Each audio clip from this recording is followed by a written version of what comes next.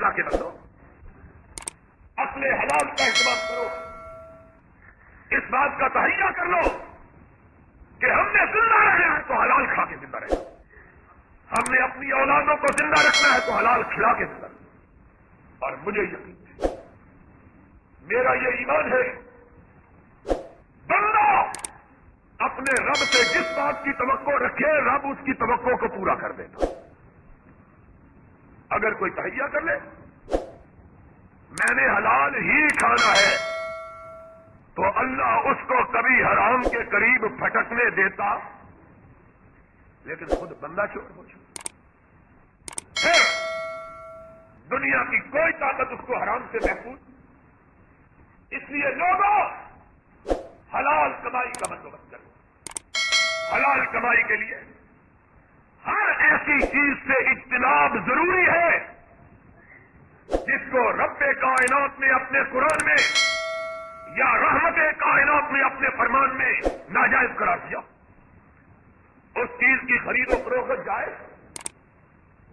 جوئے کی جتنی قسمیں ہیں, لاٹری کی جتنی قسمیں ہیں, ان کے آلات کی خرید و فروخت بھی جائز. شراب کے لیے بنائے جانے والے مٹکے ان کی خرید و فروخت بھی جائز. حدیث پاک میں آیا ہے محمد الرسول اللہ صلی اللہ علیہ وسلم نے ان سارے برتنوں کو حرام قرار دیا ہے جو برتن حرام کے لیے استعمال ہوتے ہیں. وہ سارے برتن حرام ہیں, ان کی خرید و فروخت بھی حرام ہے. اور جو لوگ تمنگر ہیں, ہماری مسجد میں شاعری کو ایسا ہو, لیکن مسئلہ یاد رکھ لو, یہ بھی اپنے ذہنوں میں رکھنا, نبی پاک صلی اللہ علیہ وسلم نے مسلمانوں کے لیے سونے اور چاندی کے برتنوں میں کھانا بھی حرام قرار دیا.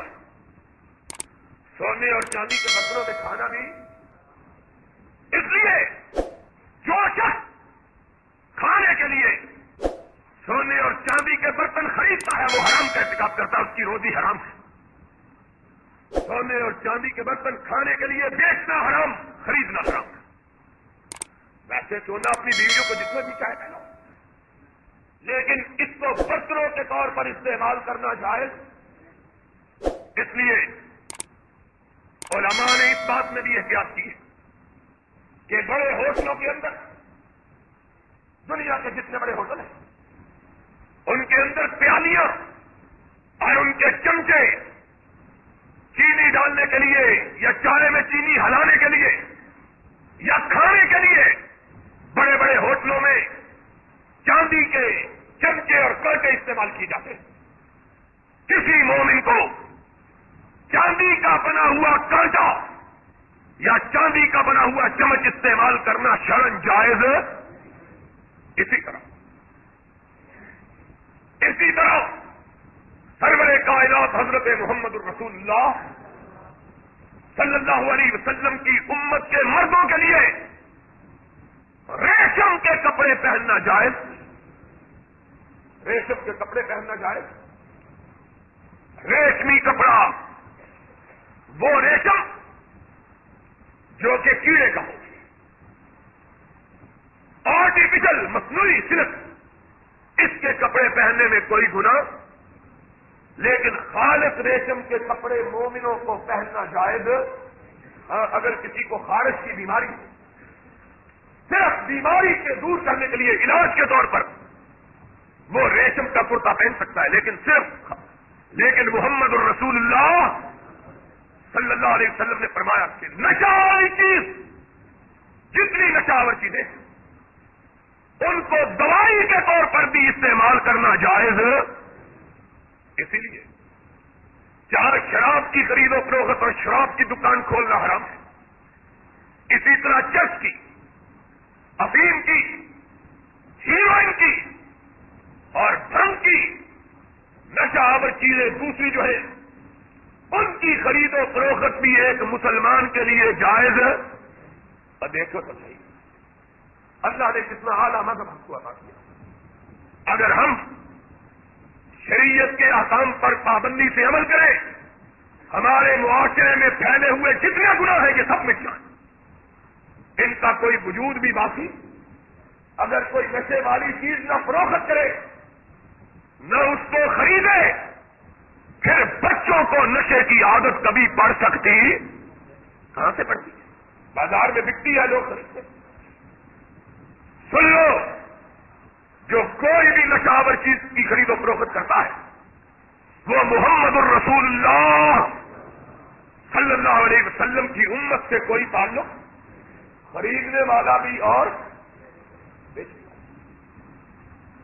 دوسری بات میں یہ کہہ رہا تھا کہ مردوں کے لیے اللہ کے رسول نے ریشم کے کپڑے پہننے حرام کرا دیے، اسی طرح مردوں کے لیے سونے کا کوئی سا زیور، سونے کا، آنکھیں کھول کر سنو میری بات، سونے کا کوئی سا زیور بھی پہننا جائز اہل حدیثوں کو بھی بیماری نہ چاہیے۔ وہ اہل حدیث نہیں ہے جو اپنی بیٹی کی شادی میں اپنے داماد کو سونے کی انگوٹھی پہناتا ہے۔ پہنانے والا بھی جہنمی، پہننے والا بھی جہنمی۔ جس لڑکی کا باپ، جس لڑکی کی ماں اپنے داماد کو سونے کی انگوٹھی دیتا ہے وہ بھی جہنمی، اور جو اپنے بیٹے کے لیے لیتا ہے وہ بھی جہنمی ہے۔ محمد الرسول اللہ صلی اللہ علیہ وسلم مردوں کے لیے سونے کی انگوٹھی اور شودے لوگ ہیں، شودے، اور سمجھتے ہو شودے کے نہیں، اور سمجھتے ہو لاہوریوں کے نہیں، شودے لوگ اپنی عمارت کے اظہار کے لیے 2000 روپے کی فیئر، 2000 روپے سے آدمی امیر ہو جاتا ہے۔ یہ عمارت کی علامت نہیں، یہ محمد کی بغاوت کی علامت ہے صلی اللہ۔ اتنا ہی روپیہ کسی کے پاس اچھل رہا ہے، وہ مسجد کو صدقے کے طور پر دے دے، نہیں دے سکتا، اللہ نے دینے کی توفیق ملی، اپنے داماد کو 10,000 روپیہ دے دے، 20 دے دے، لاکھ دے دے، 2 لاکھ دے دے، اس کو جہنم خرید کے کیوں دیتا ہے؟ اور اس داماد کو بھی عقل کرنی چاہیے۔ جب بڑی خوشی سے اس طرح معلوم ہوتا ہے شودے نے کبھی سونا دیکھا ہی نہیں ہے، پھر پہنتا پھرتا ہے، اس کی حقیقت کیا ہے 2000 روپے کی؟ کیا حیثیت ہے؟ خدا کی قسم ہے اس دور میں 3-4 ہزار روپے کا جوتا آتا ہے، چمڑے کا بنا ہوا۔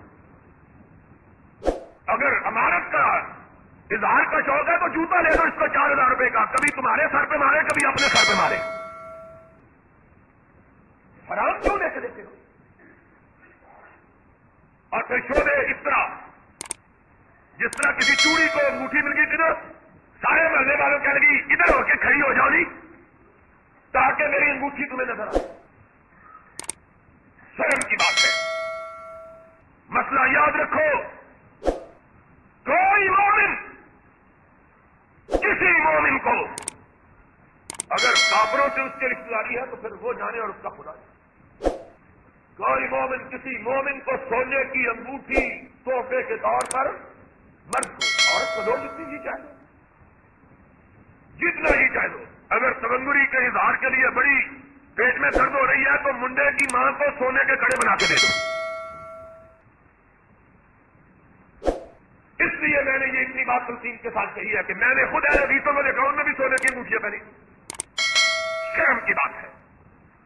محمد الرسول اللہ صلی اللہ علیہ وسلم کی بارگاہ میں ایک آدمی آیا، اس نے سونے کی انگوٹھی پہنی تھی۔ حضور کی عادت یہ تھی، مسئلہ بڑی نرمی کے ساتھ سمجھاتے تھے، بڑے پیار کے ساتھ، بڑی محبت کے ساتھ، بڑی شفقت کے ساتھ۔ یہ بندہ نبی نے اس کی انگوٹھی میں چھاپ دیکھی، اس کی انگلی میں انگوٹھی دیکھی، آپ نے اپنا ہاتھ آگے بڑھایا، کھینچ کر اس کو مسجد سے باہر پھینک دیا۔ فرمایا سنو، یہ تم نے سونے کی انگوٹھی نہیں پہنی ہوئی، جہنم کی آگ کا ایک کڑا پہنا ہوا ہے۔ ایمان ان کا تھا، اسلام ان کا تھا، نبی سے پیار ان کا تھا. سرور کائنات نے کہا اللہ نے سونے کو میری امت کے مردوں کے لیے حلال اور امت کی عورتوں کے لیے مردوں کے لیے حرام اور عورتوں کے لیے حلال کرا. یہ کہا اور اس کا چلے گئے. وہ صحابی بھی اٹھ کے جانے لگا. ایک بندے نے اس کا بازو پکڑ لیا، دوسرے صحابی نے ہائے ہائے کہا کہاں جاتے ہو؟ کہہ رہے گھر جا رہا. کہا وہ انگوٹھی تو اٹھا لو. اس کی آنکھوں میں آنسو آ گئے. کہا جس کو نبی نے پھینک دیا ہے میں اس کو اٹھا لوں؟ کہا نبی یہ پاک نے تو مسئلہ بتلایا کہ تجھے پہننا حرام، تیری بیوی کو پہننا. کہا ٹھیک ہے مسئلہ معلوم ہو گیا، لیکن جسے محمد نے پھینک دیا ہے میں اس کو اٹھانا بھی گوارا. یہ مومنوں کی رات ہے. آج کسی کو مسئلہ یاد نہیں. سارے لوگ عہد کرو ماضی میں غلطی ہو گئی ہے تو اللہ معاف کر دے. آئندہ ساری زندگی اس غلطی کا ارتکاب، بولو اس غلطی کا ارتکاب. اور جن نوجوانوں نے انگوٹھیاں پہنی یہ فوراً اتار دیں، اپنی بہن کو دے دیں، اپنی ماں کو دے دیں، اپنی بیوی کو دے دیں. قطعاً وہ یہ نہ سمجھے کہ انہوں نے سونا اپنے گرد بیٹھا ہوا ہے، انہوں نے سانپ اپنے گرد بیٹھا ہوا ہے، اور وہ سانپ جو جہنم کا سانپ ہے. تو میں یہ بات کہہ رہا تھا حضرت محمد الرسول اللہ صلی اللہ علیہ وسلم نے اپنے فرامین میں اور رب کائنات نے اپنے قرآن میں جن چیزوں کو حرام قرار دیا ہے ان چیزوں کی خرید و فروخت جائز. اور موٹا مسئلہ یہ ہے کہ کون سی چیز حرام ہے؟ ہر وہ چیز جو ناپاک ہے، ہر وہ چیز وہ حرام ہے. ہر وہ چیز جو پلید ہے وہ حرام ہے. ہر وہ چیز جو نقصان دہ ہے، زہر اس کا بیچنا، اس کا خریدنا جائز. نقصان دہ چیز کو بھی مومنوں کو خریدنا جائز. یہ موٹے مسئلے ہیں. انشاءاللہ تجارت کی باقی قسموں کے بارے میں کہ وہ بہت پیچیدہ ہے اور اچھے بھلے لوگوں کو معلوم نہیں ہے کہ کون سی حلال کی ہے اور کون سی حرام کی. انشاءاللہ ان کے بارے میں اگلے خطبہ جمعہ میں گفتگو ہوگی. وآخر دعوانا ان الحمدللہ رب العالمین. اللہ نحمده ونستعینه ونستغفره ونؤمن به ونتوکل علیہ ونعوذ باللہ من شرور انفسنا ومن سیئات اعمالنا من يهده الله فلا مضل له ومن يضلل فلا هادي له. نشهد ان لا اله الا الله ونشهد ان محمدا عبده ورسوله. ان الله وملائكته يصلون على النبي يا ايها الذين امنوا صلوا عليه وسلموا تسليما. اللهم صل على محمد وعلى ال محمد كما صليت على ابراهيم وعلى ال ابراهيم انك حميد مجيد. اللهم بارك على محمد وعلى ال محمد كما باركت على ابراهيم وعلى ال ابراهيم انك حميد مجيد. ایک دوست نے سوال کیا ہے کہ ہر نقصان دہ چیز کا اگر خرید و فروخت کرنا حرام ہے تو سگریٹ اور تمباکو یہ بھی نقصان دہ ہے. اس کے بارے میں شریعت کا حکم کیا ہے؟ اکثر علماء کا فتویٰ یہ ہے، اکثر علماء کا فتویٰ یہ ہے کہ سگریٹ کی، تمباکو کی خرید و فروخت جائز نہیں ہے. سگریٹ اور تمباکو کی خرید و فروخت جائز. اور ہمارے جتنے پرانے اہل حدیث ہوا کرتے تھے ان کے ہاں سگریٹ کا کوئی تصور ہی نہیں تھا خاص طور پر. اور آج کی نئی طب نے یہ ثابت کر دیا ہے کہ جتنے لوگ سگریٹ پیتے ہیں ان کو کینسر ہو جاتا ہے، ان کو کینسر ہو جاتا ہے. اب حکومتوں نے، امریکہ کی حکومت نے بھی یہ فتویٰ دیا ہے کہ ہر سگریٹ کی ڈبیا کے اوپر لکھا جائے کہ یہ خرید رہے ہو کینسر خرید رہے ہو. خرید رہے ہو تو کیا خرید رہے ہو؟ اس لیے اس بات کے طبی طور پر بھی معلوم ہو جانے کے بعد میں سمجھتا ہوں کہ اگر چیز کوئی ثابت ہوئی ہے تو شریعت اسلامیہ کا حسن ثابت ہوا کہ اتنی خوبصورت یہ شریعت ہے کہ اس نے ہر اس چیز کو حرام قرار دیا ہے جو انسان کی صحت کو نقصان دے۔ اس لیے اکثر علماء نے یہ فتویٰ دیا ہے کہ اس کا خرید کرنا اور فروخت کرنا جائز۔